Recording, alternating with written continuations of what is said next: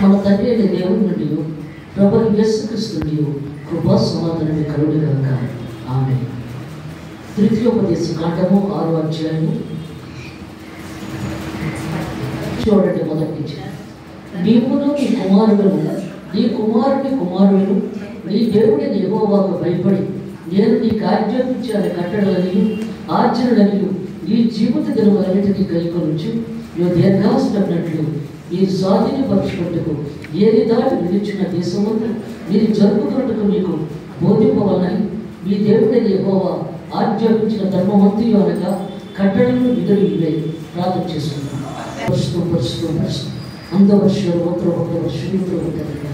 దేవానికి స్తోత్రుడు దేవానికి స్తోత్రుడు మాట్లాడుచున్నది నీదే కాదు, నేను కాదు ప్రభా.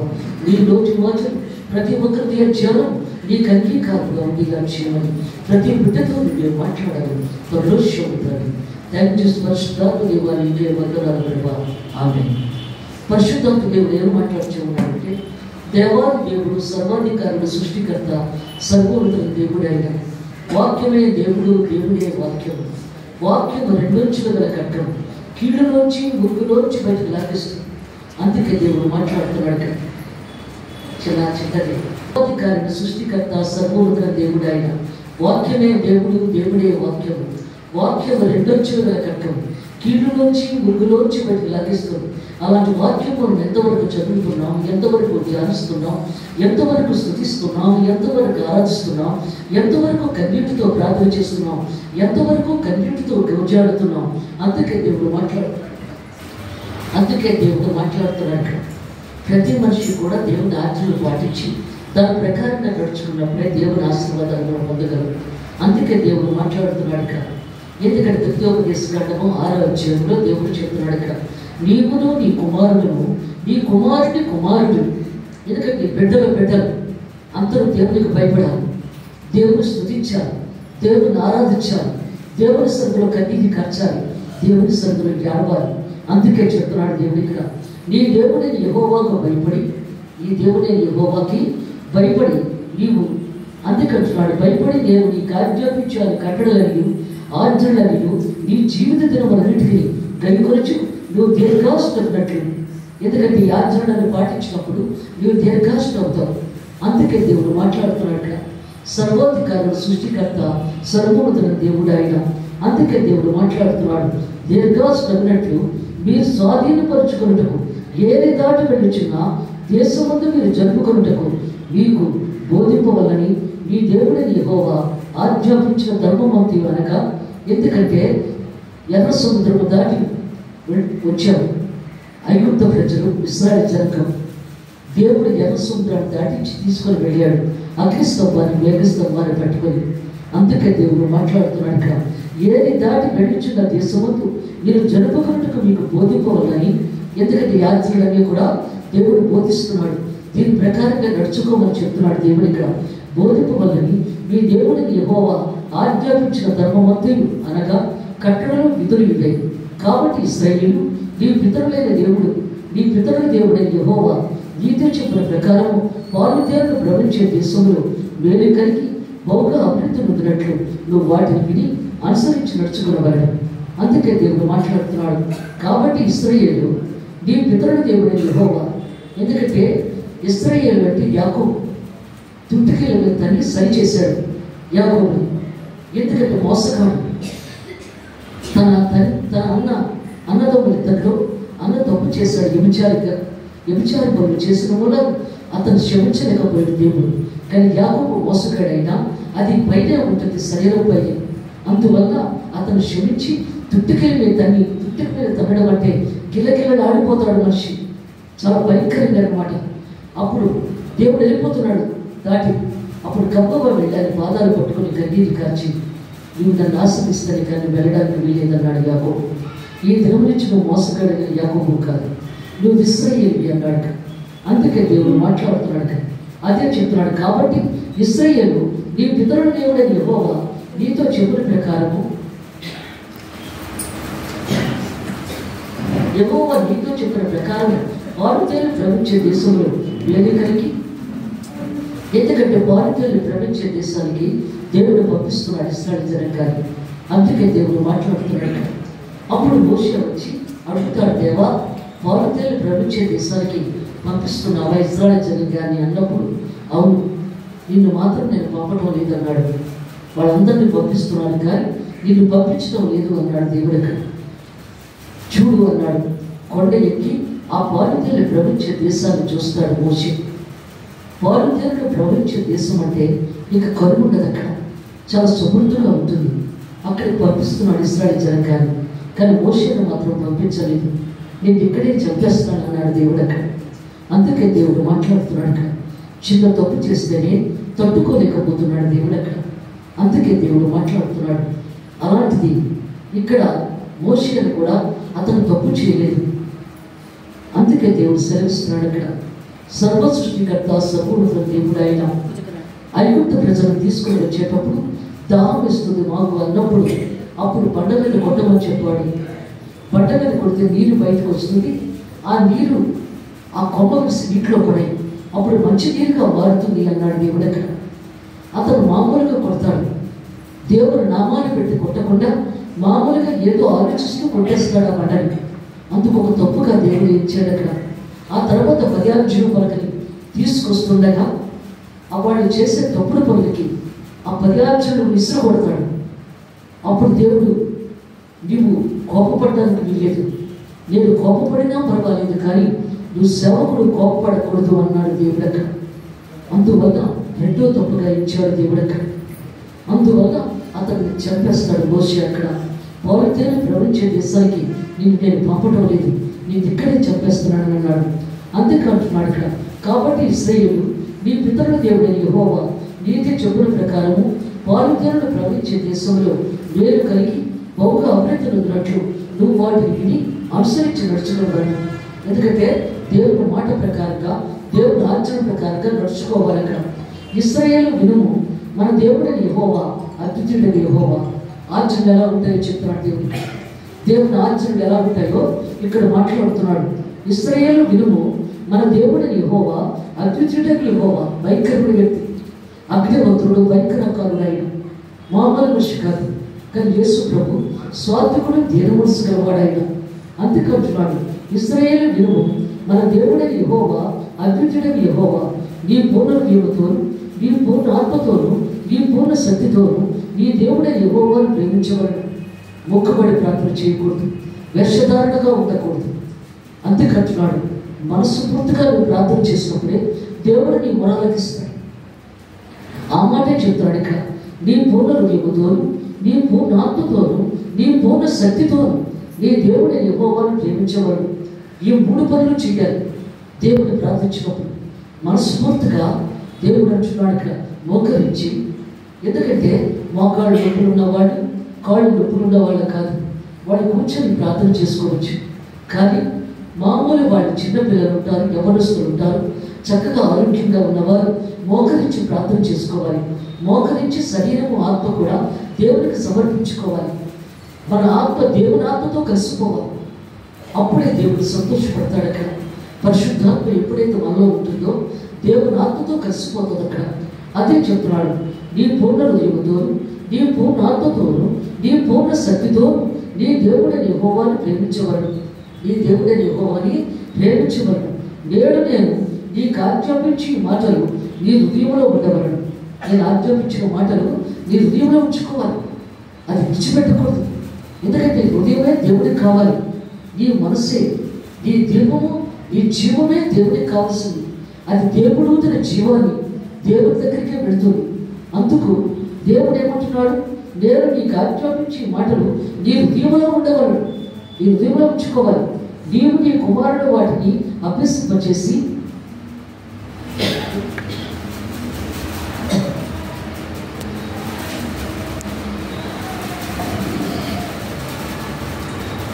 అందుకే దేవుడు మాట్లాడుతున్నాడు కదా, నేను నీకు ఆజ్ఞాపించే మాటలు నీ హృదయంలో ఉండగలను. నీవు నీ కుమారులకు వాటిని అభ్యసింపజేసి నీ ఇంట కూర్చున్నప్పుడు, త్రోవను నడిచినప్పుడు, ఎందుకంటే నువ్వు కూర్చున్నప్పుడు, నిలబడినప్పుడు, నడిచినప్పుడు దేవుని మాటలే మాట్లాడుకోవాలి. దేవుని గురించి ఆలోచించాలి. అందుకంటున్నాడు, నువ్వు ఏదైనా సరే నీకు భయం కలిగినప్పుడు దేవుని వాక్యము నువ్వు ఎవరు నేర్చుకోవాలి. అందుకంటున్నాడు ప్రార్థన వెంటనే అలా నిలబడి ప్రార్థన చేసుకో. నీకు భయం కలిగితే, వేదన కలిగితే నువ్వు అలా కూర్చొని ప్రార్థన చేసుకో. అప్పుడు వెంటనే నీ మనసులో ఉన్న వేదన పోతుంది, సంతోషము సమాధానమే కలుగుతుంది. అక్కడ నేను నీకు ఆజ్ఞాపించే మాటలు నీ హృదయంలో ఉండవలను. నీవు నీ కుమారులకు వాటిని అభ్యసింపజేసి నీ బిడ్డలకి అవి అభ్యసింపజేయాలి. అందుకే వాక్యాలు ఇంట్లో పూర్తిగా పెట్టుకుంటారు. అందుకంటున్నాడు క్యాలెండర్లో ఉన్న వాక్యాలు మనం చదువుకోవాలి. చదువుకొని స్కూల్కి వెళ్ళాలి పిల్లలు, కాలేజీకి వెళ్ళే పిల్లలు, స్కూల్కి వెళ్ళే పిల్లలు, ఉద్యోగస్తులు కబాబు బయట తీసి చదువుకోలేదు వర్షంలో ఆ క్యాలెండర్ మీద ఉన్న వాక్యాన్ని తీసుకొని చదువుకోవాలి. అక్కడ అందుకని చదివేసుకొని గొప్ప ప్రార్థన చేసుకొని పరిగెట్టుకొని వెళ్ళిపోవాలి.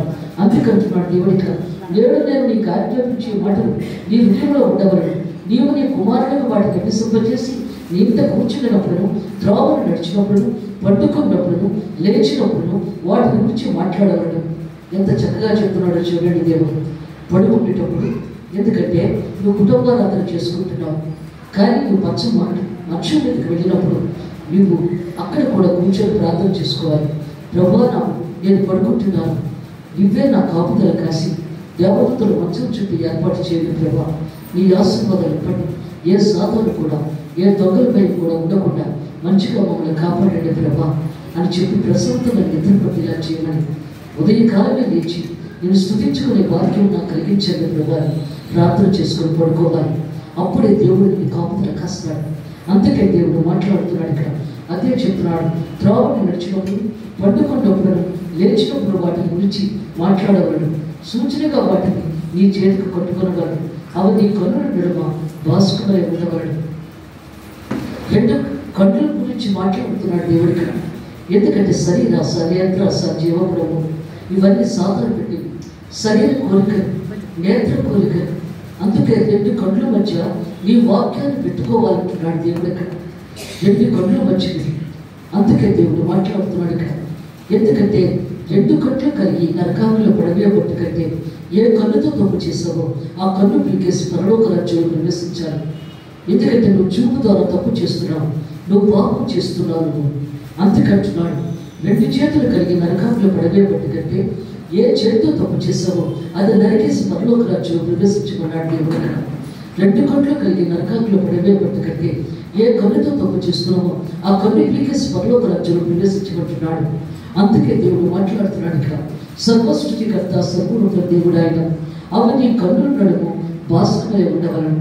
వాక్యం ఎప్పుడైతే ఉంటుందో అప్పుడు దేవుడు నిన్ను ఆశీర్వదిస్తాడు, దీవిస్తాడు. అక్కడ ఈ వాక్యం ద్వారా బైబిల్ ఎప్పుడైతే ఎక్కువ చదువుతావో, ఎక్కువ ప్రార్థన చేస్తావో, ఏ చెడు ఆలోచన కానీ, ఏ చెడు మాట కానీ ఏదో కూడా నీ దగ్గరికి తెరిచాడు. అది నువ్వు మాట్లాడుతావన్నా మాట్లాడలేవు అక్కడ. ఎందుకంటే నీ నోటిలో, నీ హృదయంలో వాక్యం ఉంటుంది కాబట్టి, ప్రార్థన ఉంటుంది కాబట్టి నువ్వు తప్పుగా మాట్లాడలేవు అక్కడ. అందుకంటున్నాడు, అవి నీ కన్నుల నడుము భాస్కరమై ఉండవలను. నీ ఇంటి ద్వారబంధం మీదను, నీ గౌరుల మీదను వాటిని రాయవలను. 18వ అధ్యాయము 3వ చూడండి. ఇక్కడ దేవుడు మాట్లాడుతున్నాడు ఇక్కడ. ఓరోబులు ఆ సమాజ దినమున నీవు నేను చావుకు ఉండినట్లు మళ్ళీ నా దేవుడిని యెహోవా స్వరం నాకు వినబడకుగాక. ఎందుకంటే దేవుడి స్వరం వినబడుతుంది మనకి, దేవుడి పిలుపు మనకు వినబడుతుంది. అది మనం గమనించి తెలుసుకోవాలా స్వరం. అందుకే దేవుడు మాట్లాడుతున్నాడు. లేకపోతే కష్టమైపోతుంది అక్కడ. ఆ స్వరము దేవుడి స్వరము మనకు ఎక్కువగా ప్రార్థనలో వాక్యంలో ఉన్నప్పుడు ఆ స్వరం మనకు వినబడుతుంది అక్కడ. కానీ ఇక్కడ ఏమొచ్చున్నాడు ఇక్కడ, ఓరోబులో ఆ సమాజ దినమున నీవు నేను చావుకు ఉండినట్లు మళ్ళీ నా దేవుడిని యెహోవా స్వరం నాకు వినబడకుగాక. చచ్చిపోతే మనకు ఎలా వినబడుతుంది? చచ్చిపోతే స్వరం మనకు వినబడదు, దేవుడి స్వరం మనకు వినబడదు. బ్రతికుంటేనే మనకు వినబడుతుంది ఆ స్వరం. అందుకంటున్నాడు, బ్రతికున్న వారి గురించే దేవుడు మాట్లాడుతున్నాడు, చనిపోయిన వారి గురించి కాదక్కడ.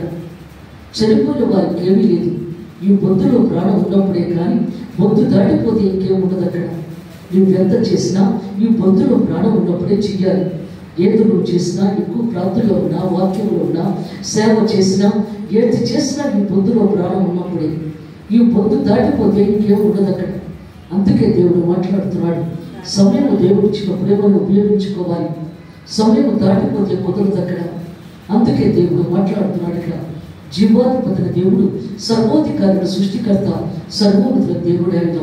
అందుకే దేవుడు చెప్తున్నాడు ఇక్కడ, ఏమొచ్చినాడు ఇక్కడ, పూర్వపుల సమాజ జన్మన నీవు నేను చావకుండినట్లు మళ్ళీ నా దేవుడిని యెహోవా స్వరము నాకు వినబడకుండును గాక. ఈ గొప్ప అగ్ని నాకు ఇకను కనబడకుండును గాక అని చెబుతుంది. 2 పేతురు రాసిన పత్రిక 3వ అధ్యాయము 5వ వచనం. దేవుడు మాట్లాడుతున్నాడు, యాలయనగా పూర్వము నుండి ఆకాశము నుండి నీళ్ళలో నుండి నీళ్ల వలన సమకూర్చబడ్డ భూమియు దేవుడు వాక్యం వలన కలిగినయు వారి బుద్ధిపూర్వకంగా మారుతుంది. దేవుడు సృష్టించినప్పుడు సృష్టికర్త ఆయన సమస్తాన్ని సృష్టించాడు. ఆకాశాన్ని, భూమిని కూడా, సముద్రము చుట్టూ ఆయన నెలగా చేశాడు భూమిని. దేవుడు అక్కడ ఆయన వాక్యం ద్వారానే, నోటు మాట చేతనే ఆయన ఇది అవునుగాక, సూర్యుడు పగలకు అవునుగాక, చంద్రుడు చీకటికి వెలుగు అవునుగాక అని ఒక మాటలో దేవుడు సెలవించాడు అక్కడ. అదే మాట అంటున్నాడు ఇక్కడ, యాలయనగా పూర్వము నుండి ఆకాశముండుననియు నీళ్ళలో నుండి నీళ్ళవలన సమకూర్చబడిన భూమియు దేవుని వాక్యం వలన కలిగిననియు వారు బుద్ధిపూర్వకంగా మారుతుంది. బుద్ధిపూర్వకంగా మర్చిపోతున్నాం మనం. దేవుడి సృష్టికర్తనే మనం మర్చిపోతున్నాం. అందుకే సృష్టించిన సృష్టికర్త ఆయన. సర్పము అని చేతిలోని సృష్టించాడు ఆయన. అందుకంటున్నాడు, ఆ నీళ్ల వలన ఉన్న లోకము నీటి వరదలు మునిగి నశించాడు. అప్పుడు పాపం నిండిపోయింది ప్రపంచం అంతా కూడా. ఇక దేవుడు ఏం చేయాలో తెలియక 40 రోజులు ఆకాశం విప్పేసి సమస్తము కొట్టుకుపోయారు. అందరూ చచ్చిపోయారు ప్రపంచం అంతా కూడా. ఆ తర్వాత నోవా కుటుంబం ద్వారా మళ్ళీ జనరేషన్ మళ్ళీ మొదలైంది అక్కడ. అందుకే దేవుడు మాట్లాడుతున్నాడు, పూర్వకాలంలో మట్టితో బొమ్మలు చేసి జీవాన్ని వదిలే దేవుడు ఆ తర్వాత నీటిలో నీటి వరదలు నశించిన తర్వాత ఆ తర్వాత నోవా కుటుంబం ద్వారా మళ్ళీ జనరేషన్ మొదలైంది అక్కడ. అందుకంటున్నాడు, ఇప్పుడు అంతా కూడా మంచిగానే ఉంది, కానీ తప్పులు చాలా జరిగిపోతూ ఉన్నాయి, పాపాలు చాలా జరిగిపోతూ ఉన్నాయి. అది కూడా భరించలేకపోతున్నాడు. ఆ మాట ఇక్కడ ఏమొచ్చినాడంటే, అయితే ఇప్పుడున్న ఆకాశము, భూమియు, భక్తియుడు తీర్పులు నాశనము జరుగుతున్న వరకు అగ్ని కొరకు నిలువ చేయబడ్డది. అదే వాక్యం వలన భద్రము చేయబడి ఉంది. ఇప్పుడు రెండోసారి అగ్నితో వస్తున్నాడు. మామూలుగా రావట్లేదు, చాలా భయంకరంగా ఉంటుందన్నమాట. భూమి 3వ వంతు కాలిపోతుంది, సమస్తము కాలిపోతుంది. 3వ వంతు ఒక వంతే నిలుగుతారు అక్కడ. అందుకే దేవుడు మాట్లాడుతున్నాడు, అగ్నితో కాల్చిస్తున్నాడు. ఆ మాట ఇక్కడ 3వ కాండంలో దేవుడు చెబుతున్నాడు ఇక్కడ. 15వ అధ్యాయంలో దేవుడు చెబుతున్నాడు ఇక్కడ, ఈ గొప్ప అగ్ని నాకు ఇకను కనబడకుండాను కాక అని చెబుతుంది. ఎందుకంటే అగ్నితో దేవుడు వచ్చినప్పుడు కనబడకుండా ఉండదు. సర్వము సృష్టి అంతా కూడా దేవుడు కాల్చేస్తాడు. ఎక్కడ పాపం ఉండి ఉంటుందో అక్కడ నాశనం చేసేస్తాడు అక్కడ. అందుకే దేవుడు మాట్లాడుతున్నాడు ఇక్కడ, సర్వోధికారుడు, సృష్టికర్త, సర్వోన్నతుడు దేవుడు ఆయన. ఎక్కడ పాపం నిండిపోతుందో తెలియదు. కోట్ల మంది జబ్బులతో చచ్చిపోయారు. కుప్పల కింద పెట్రోల్ పోసి తగలబడి పెట్టేశారు. ఎందుకంటే వాళ్ళని కాల్చడానికి కానీ పూడ్చడానికి కానీ అవకాశం లేకుండా నాశనం అయిపోయింది, సర్వనాశనం. ఎందుకంటే దేవుడు అంటే భయం లేక, దేవుడు అంటే భక్తి లేక, కనబడలేని దేవుడి కోసం మనం ఆత్రపడి కన్నా ఈ లోక సుఖభోగాల కోసమే సుఖపడితే బాగుంటుందని అనుకుంటున్నాం అక్కడ. దేవుని కోసం ఆత్రపడలేకపోతున్నాం మనం. అందుకే దేవుడు మాట్లాడుతున్నాడు. ఇప్పుడు రెండోసారి అగ్నితో వస్తున్నాడు ఆయన. అదే చెప్తున్నాడు ఇక్కడ, ఈ గొప్ప అగ్ని నాకు ఇకను కనబడకుండా గాక అని చెబుతుంది. ఆ సమయంలో నీ దేవుడిని యెహోవా, నువ్వు అడిగిన వాటన్నిటిని చొప్పున నీ దేవుడిని యెహోవా నీ మధ్య నీ వంటి ప్రవక్త నీ సహోదరులో నీ వరకు పుట్టించాడు. ఆయన మాట నువ్వు వినవలను. అందుకే దేవుడు మాట్లాడుతున్నాడు ఇక్కడ. ఎందుకంటే మన కుటుంబంలో ఒకరు ఉండాలి సేవకుడు. అందుకే ప్రతి కుటుంబంలో కూడా ఒక పాస్టర్, ఒక సేవకుడు ఉండాలి. అందుకే దేవుడు మాట్లాడుతున్నాడు. మోషేని దేవుడు ఎన్నిక చేసుకున్నాడు ఇక్కడ. రాజు అవుతామని ఉన్నాడు మోషే. రాజకుమార్తె కొడుకుగా పెంచబడ్డాడు. అతను రాజును చేయాలనుకున్నాడు, కానీ దేవుడి సేవకుడిగా దేవుడు ఏర్పాటు చేశాడు. తల్లి గర్భంలో పిండముగా ఉన్నప్పుడే దేవుడు మనల్ని ఏర్పాటు చేసుకుంటాడు. ఏం జరుగుతుందో, నువ్వేం చెయ్యాలో అవన్నీ దేవుడికి తెలుసు. ఆ ప్రకారంగానే జరుగుతుంది అక్కడ. అందుకే దేవుడు మాట్లాడుతున్నాడు ఇక్కడ. అలాగే మోషేను కూడా దేవుడి సేవకుడిగా నిర్ణయించుకున్నాడు ఇక్కడ. ఆ మాట చెబుతున్నాడు ఇక్కడ. ఏమొచ్చున్నాడు ఇక్కడ, ఈ గొప్ప అగ్ని నాకు ఇకను కనబడకుండా గాక అని చెబుతుంది.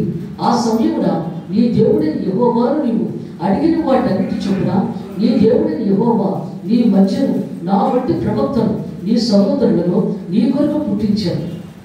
అందుకంటున్నాడు ప్రవక్త సేవకుడు. అందుకంటున్నాడు ఎందుకంటే సేవకులు అంటే దేవుడికి ఇష్టం. వాక్యము చదువుని కన్నా వినడంలో గొప్ప విశ్వాసం ఉన్నది.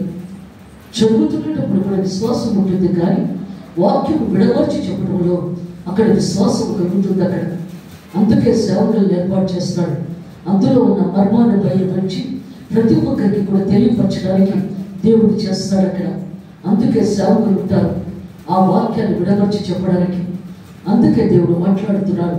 సేవకులను కూడా ఇలా చదివిస్తే మాకు అవదు, ప్రార్థనలో ఎక్కువగా ఉండాలి. అప్పుడు ప్రార్థన ఎక్కువ చేసుకున్న తర్వాత ఆ వాక్యము మేము ఒక అరడజన్ సార్లను మేము చదువుకుంటాం.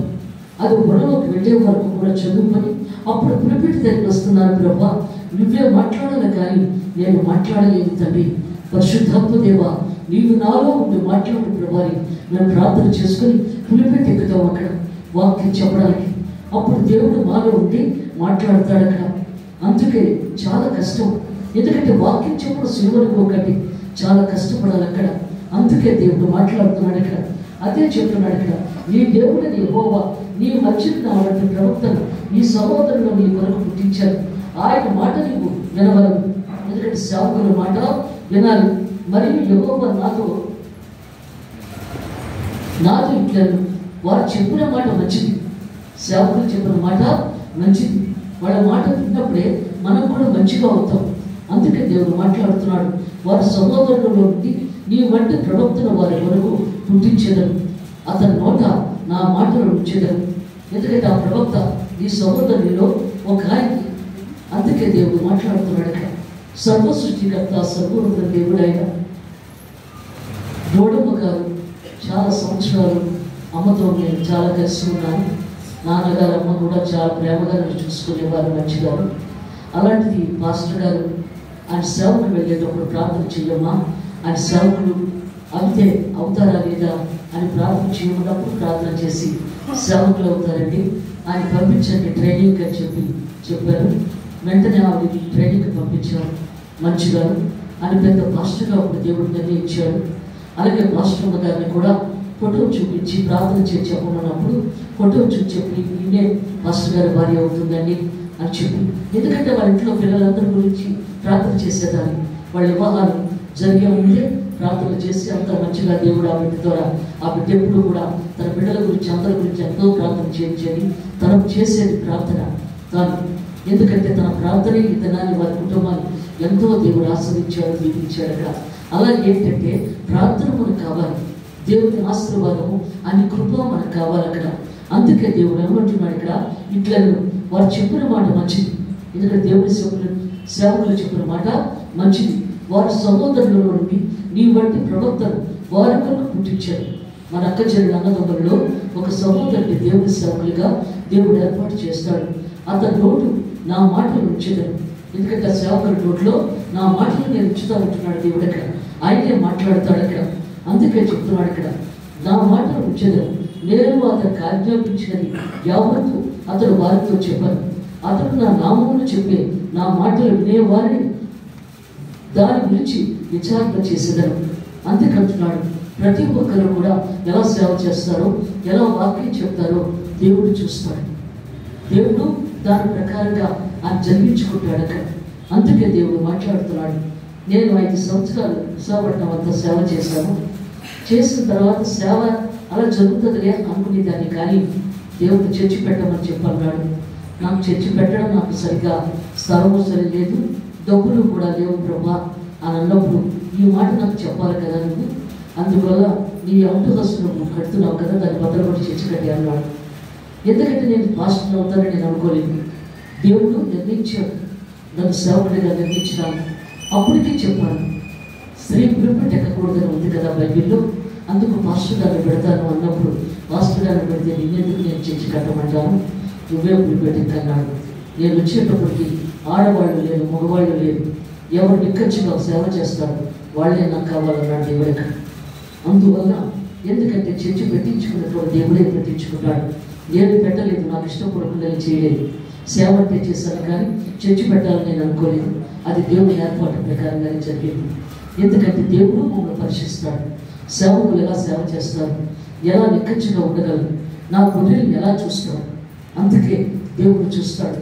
ప్రేమగా మాట్లాడతారా, లేకపోతే కోపంగా మాట్లాడతారా, క్రోధముగా మాట్లాడతారా అని దేవుడు చూస్తాడు. దేవుడికి కావాల్సింది ఏంటంటే సేవకులు ప్రేమ కావాలి. ఆయన గొర్రెలను ప్రేమగా చూసుకోవాలి. అది ఆయనకు కావాల్సింది. మోషేతో అన్నాడు కదా, నేను కోపపడినా పర్వాలేదు కానీ నువ్వు కోపపడడానికి వెళ్ళేది అని చెప్పి రెండో తప్పుగా ఇచ్చి చెప్పేశాడు అక్కడ. అందుకే దేవుడు మాట్లాడుతున్నాడు అక్కడ. సర్వ సృష్టికర్త సర్వోన్నతుల దేవుడు ఆయన. ఎంతవరకు మనం దేవుడిలో జీవిస్తున్నాం, ఎంతవరకు ఆయన కృపను పొందుతున్నాం, ఎంతవరకు ఆయన ఆశీర్వాదాలు పొందుతున్నాం. పత్రిక చదవండి. ఎందుకంటే వాక్యం జీవవాక్యం. జీవగ్రంథంలో మన పేరు ఎలా ఉంటుందో ఈ వాక్యం జీవవాక్యం. దేవుడు మాట్లాడుతున్న మాటలు ఇవి. అందుకంటున్నాడు జీవవాక్యం కూర్చున్నది. ఆది నుండి ఏది ఉండేనో, మేము ఏది ఇంటుమో, కనులారి ఏది చూచుదమో. అందుకంటున్నాడు ఆది నుండి ఏది ఉండేనో, మేము ఏది వింటుమో. అందుకే చెప్తున్నాడు మనం ఏది వింటున్నాం, ఎలా చూస్తున్నాం దేవుడి కోసం. అందుకంటున్నాడు ఏది వింటుమో, కన్నులారా ఏది చూచుదమో, ఏది నిదానించి కనుగొంటామో, మా చేతులు దేవుని తారించును, అది మీకు తెలియచేయించున్నాం. అందుకే దేవుడు మాట్లాడుతున్నాడు.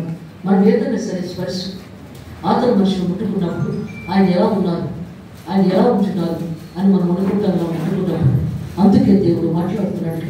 ఆరోగ్యంగా ఉన్నారా, ఆరోగ్యం లేకుండా ఉన్నారా, ఎలా ఉన్నారో అని చెప్పి మనం తెలుస్తుంది. ఆమోది అంటున్నాడు ఇక్కడ. జీవవాక్యం వచ్చినది ఆది నుండి ఏది ఉండినో, మేము ఏది వింటుమో, ఏది వింటున్నామో, కనులారు ఏది చూచుతామో, ఏది చూస్తున్నామో అని కనులారు. అందుకే దేవుడు అంటున్నాడు చూచే దేవుడు, గమనించే దేవుడు ఆయన, మనం పరిశీలించే దేవుడు. ఏది చూచుతామో, ఏది నిదానించి కనుగొంటామో, నిదానించి మనం ఎలా కనుక్కుంటున్నాం.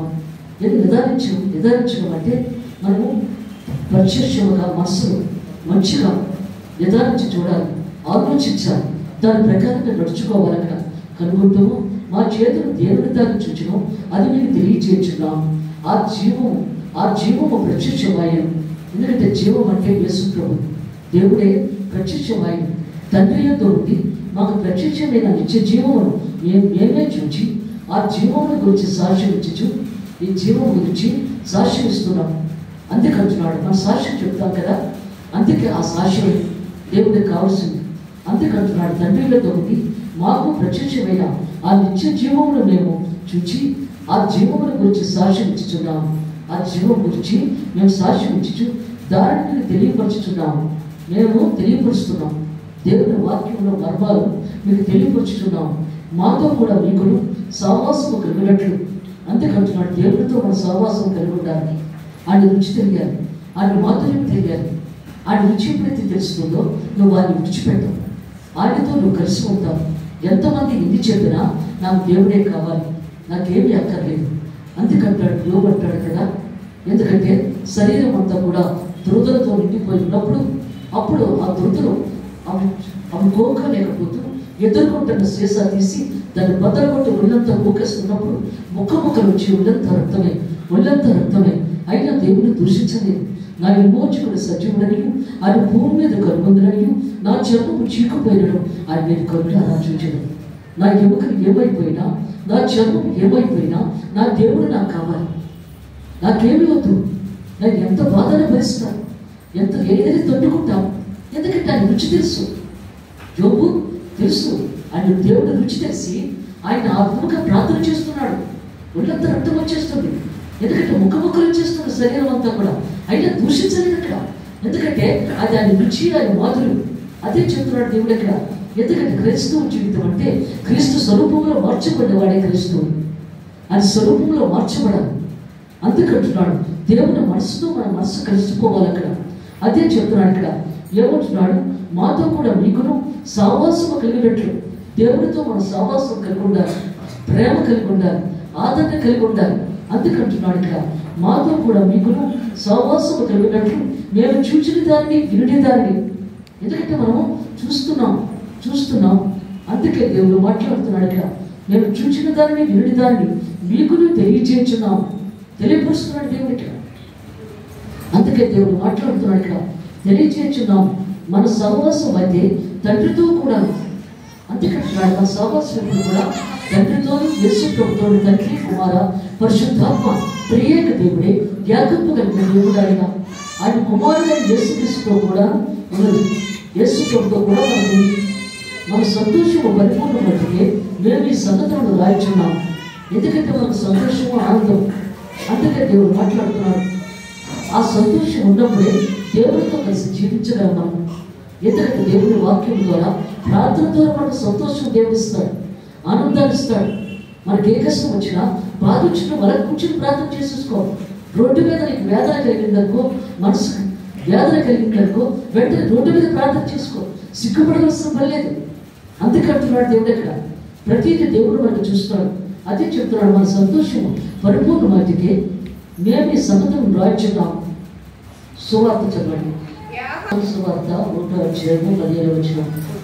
అందుకంటే యోహాను ఆయన గురించి సాక్ష్యించుచు, ఎందుకంటే యోహాను యేసు కోసం యోగంలోకి వచ్చాడు. ఆయనకి బాప్తిస్మం ఇవ్వడానికి వచ్చాడు. ఆయన ఎందుకు వచ్చిన వారి చెప్పులు ఎప్పుడు నేను పాత్రలను కారణమన్నాడు. అందుకే దేవుడు మాట్లాడుతున్నాడు. యోహాను బాప్తిస్మం ఇస్తున్నప్పుడు, యేసు ప్రభు బాప్తిస్మం ఇచ్చేటప్పుడు, ప్రభా నీ దగ్గర నేను పొందాలి కానీ నా దగ్గర నువ్వు పొందుచున్నావా ప్రభా అని అడుగుతాడు యోహాను యేసు ప్రభు. అడిగినప్పుడు అప్పుడు దేవుడు మాట్లాడుతున్నాడు. ఇక్కడ లేఖనాల ప్రకారం ఇలా జరగాలని జరుగుకొని అన్నాడు. లేఖనాల ప్రకారం ఇలా జరగాలని జరుగుకొని అన్నాడు. అందుకే దేవుడు మాట్లాడుతున్నాడు. యేసు ప్రభు బాప్తిస్మం తీసుకొని ఒంటికి రాగానే పరిశుద్ధాత్మ భావం వల్ల తల మీద వాడుతుంది. అప్పుడు ఆకాశం తెరవబడుతుంది. ఈయన నా ప్రియ కుమారుడు, ఈయన ఎందుకు నేను ఆనందించుతున్నాను అని దేవుడి స్వరం వినబడుతుంది. ఎందుకంటే సేవకు బయలుదేరుతాడు ఆయన. వెంటనే బయలుదేరలేదు. 40 రోజులు ఉపవాసం ప్రార్థన చేసి సాతాను చేత శోధించబడ్డాడు దేవుడు. ఇక్కడ అదే మాట ఇక్కడ ఏమొచ్చున్నాడు. ఇక్కడ యోహాను ఆయన గురించి సాక్ష్యం ఇచ్చి, నా వెనుక వచ్చిన వాడు నాకంటే ప్రభువు, నా వెనుక వస్తున్న యేసు ప్రభు నాకంటే గొప్పవాడు ఆయన. నేను వీటిలో బాప్తిస్మిస్తే ఆయన పరిశుద్ధాత్మలో బాప్తిస్మిస్తాడని చెప్తున్నాడు ఇక్కడ ప్రభువుడు. కనుక ఆయన నాకంటే ముందుటి వాడిని, నేను చెప్పిన వాడు ఈయనే అని ఎలుగెత్తు చెప్పాను. నేను ఎవరి కోసం చెప్పానో ఆయనే ఈయన యేసు ప్రభు. ఆయన పరిపూర్ణతలో ఉండి మనమందరము కృప వెంబడి కృపను పొందేది. ఎందుకంటే దేవుడి కృప, ఆయన పరిపూర్ణత, పరిశుద్ధత, ఆయన పరిపూర్ణత పరిశుద్ధతలో మనం ఉంచున్నాం. అందుకంటున్నాడు ఇక్కడ, ఆయన పరిపూర్ణతలో ఉండి మనమందరము కృప వెంబడి కృపని పొందుతుంది. కృప వెంబడి కృపని పొందుతుంది. ధర్మశాస్త్రము మోషే ద్వారా అనుగ్రహింపబడింది. పాత నిబంధన గ్రంథము మోషే. ఎందుకంటే మోషే ద్వారా దేవుడి కార్యం జరిగించుకున్నాడు. ఎందుకంటే ఆయన ఒక రాజుగా చేయాలనుకున్న వారిని ఒక ప్రవక్తగా చేశారు మోసే. అందుకు ధర్మశాస్త్రము చేయలేదు, దేవుడిని చేశారు. యేసు ప్రభు చేశారు. ధర్మశాస్త్రము చేయలేదు, అది కొట్టివేయబడింది పాత నిబంధన. అందుకంటున్నాడు, ధర్మశాస్త్రము మోషే ద్వారా అనుగ్రహింపబడింది, కృపయు సత్యం. ఎందుకంటే విశ్వాసం ఎక్కడ ఉంటుందో కృప అక్కడ ఉంటుంది, ఆశీర్వాదం ఎక్కడ ఉంటుందో దీవుని అక్కడ ఉంటుంది. ఇది సత్యవాక్యం. ఈ వాక్యము సత్యవాక్యం, అబద్ధం ఆడలేని వాక్యం. ఇది అందుకంటున్నాడు ఇక్కడ, కృపయు సత్యములు యేసుక్రీస్తు ద్వారా కలిగింది. ఇది యేసు ప్రభు ద్వారా కలిగింది. ఎవడను ఎప్పుడైనా దేవుడు చూడలేదు. అందుకంటున్నాడు, తండ్రి రోమను అద్వితీయ కుమారుడే ఆయనను వెలువరించాడు. తండ్రి కృపాసనం కూర్చున్నాడు యేసు ప్రభు. ఎందుకంటే 3వ దినాన్ని సజీవంగా నిలిచి 40 రోజులు ఇక్కడే సంచరించి తండ్రి కృపాసనం కూర్చుంటాడు యేసు ప్రభు. అందుకంటున్నాడు, నిన్ను పొడిచిన వాడు నీ పాదపీఠంకి వచ్చే వరకు నా కృపాసనం కూర్చుంటాడు అని దేవుడు సెలవిస్తాడు. ప్రతి మాట కూడా దేవుడు మనతో మాట్లాడుతూ ఉన్నాడు. అందువల్ల మనం బైబిల్ ఎక్కువగా చదివినప్పుడు మనకు బాగా అర్థమవుతుంది. గబగబా చదవడం కాదు, నువ్వు కొంతసేపు ఆయనతో గడుపు. 24 గంటలకు రోజుకిచ్చాడు దేవుడు. 10వ వంతు 2.5 గంటలు. ఆ 2.5 గంటలు కూడా మనం దేవునికి ఇవ్వలేకపోతున్నాం. దానిని కూడా ఎలోక వాంఛలతో ఎలోక భోగాలతో సరిపెట్టేసుకుంటున్నాం. కానీ చదవలేకపోతున్నాం, బైబిల్ని ప్రార్థన చేసుకోలేకపోతున్నాం, దేవుడితో కలిసి జీవించలేకపోతున్నాం. నీ భర్తతో, నీ భార్యతో, నీ బిడ్డలతో నువ్వు ఎలా కలిసి ఉంటున్నావో అలాగే దేవుడితో నువ్వు కలిసి ఒక గడిసేపు ఆయనతో కలిసి నువ్వు మాట్లాడాలి, ఆయనతో కలిసి నువ్వు కబుర్లాడాలి, ఆయనతో కలిసి సంతోషపడాలి, ఆయనతో కలిసి నువ్వు ఆనందపడాలి. నీ బిడ్డలతో, నీ కుటుంబంతో నువ్వు ఉన్నప్పుడు అలాగే దేవుడితో కూడా మనం ఉండాలి కదా. ఆయన కూడా సంతోషపరచాలి కదా, మనం ఆనందపరచాలి కదా. ఎప్పుడు కూడా మన కుటుంబమేనా, దేవుడితో మనం కలిసి ఉన్నామా? అదే దేవుడు అడుగుతున్నాడు. అప్పుడు మనకు సంతోషం దేవుడు ఇస్తాడు, ఆనందాన్ని ఇస్తాడు. ఉద్యోగాలు ఉంటాయి, కార్పెట్ పనులు చేస్తాం, ఎన్ని పనులు చేస్తాం. ఆ అన్నింటినీ కూడా ఒకసారి ప్రభుత్వం నేను కూర్చోవాలి, ప్రభుత్వం కలిసి మాట్లాడుకోవాలి అని వాక్యం తీసి చదువుకుంటూ, ప్రభా నువ్వు నాతోటే ఉన్నావు తండ్రి, నాతోటి ఎప్పుడూ ఉంది ప్రభా, నీలో నేను జీవించాలి ప్రభా అని నువ్వు ఎంత ఉద్యోగం చేసినా ఎలా చేసినా నువ్వు వారితో కొంతసేపు నువ్వు గడపాలి, ఆయనతో ఉండాలి. నువ్వు ఆదివారం పూట విశ్రాంతి దేవుడు మనతో ఆలయంలో కూర్చుంటాం. సాయంత్రం మధ్యాహ్నం భోజనం చేస్తాం, పడుకుంటాం. 4 గంటలకు 5 గంటలకు లేచి బైబిల్ చదువుకొని సంతోషంతో దేవుడితో గడపాలి అక్కడ. అప్పుడే దేవుడు సంతోషపడతాడు. దేవుడి పరిశుభ్ర వాక్యం నేర్చుకోక